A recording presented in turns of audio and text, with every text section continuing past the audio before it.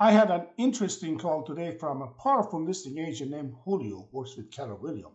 And Julio says, Maury, I got a list of 5,000 people in my database, people that we have nurtured, we have contacted for one reason or another. Those are the hot leads for us to follow up. And we've been contacting them through mail, cold calling, all that. What is the best way to clean this list? So we start the new year with a fresh data. In other words, we want to scrub anything that is sold out of this list and remove them. And by the way, if there is an updated mailing address for some of this individual, we like to add that to our data. And the solution is really simple.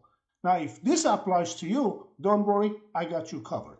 Hi, my name is Maury. With over 25 years in real estate and over 1,500 real estate transactions under my belt, my team develops tools for realtors, investors, and wholesalers to make their lives easier. Everybody runs their business differently. People work with all kinds of data.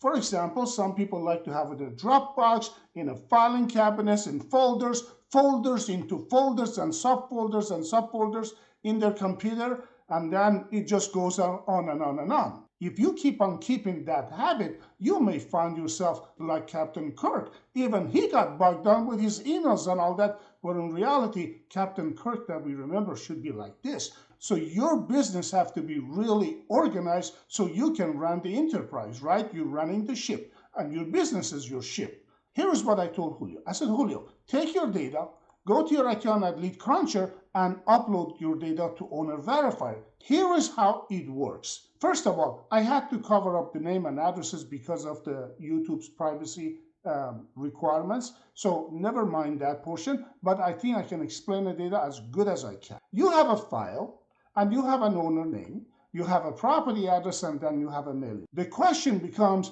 does this individual still owns this property? Number one. Number two, if the property is sold, or if there is a change in the mailing address of the property, wouldn't you want to know that? Sure. That's important, right? So if I have 15,000 records and I got these records 6-7 months ago, I want to also know what percentage of those properties sell. Let me tell you something.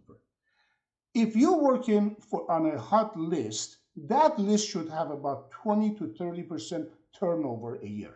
That is a hot list. You want a cold list? Go download every records in the neighborhood, and I'll tell you what happens. At the end of the year, you're going to have 1 to 2% turnover. That's almost worthless. That's a waste of your time. Our raw data is here. From here on is the raw data. In other words, if I go back to this column, to this file, my raw data that was column A is now located here, and all of my data is returned to me intact, just like the way it was. It means that all of these other columns were added to my data, and my data, my column A from here, basically was just pushed all the way here, so I have not lost any of the information.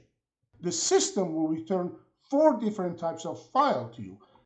To do owner verification on a file, all we have to do is take our raw data and drag and drop it inside this box, and then the system will look at our data and say, look, you have all these columns, but really all the system is looking for owner name, property address, property city, property state, and property zip.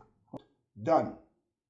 How simple is that? 15,840 records are now getting processed. This data will go to post office will validate the address, and then the system will take that data, will go to assessor data, 152 million records that gets updated daily, and is going to look at those property addresses and append the current owner name. It will also give us additional data fields that we were looking for. It's going to give us the equity on the deal.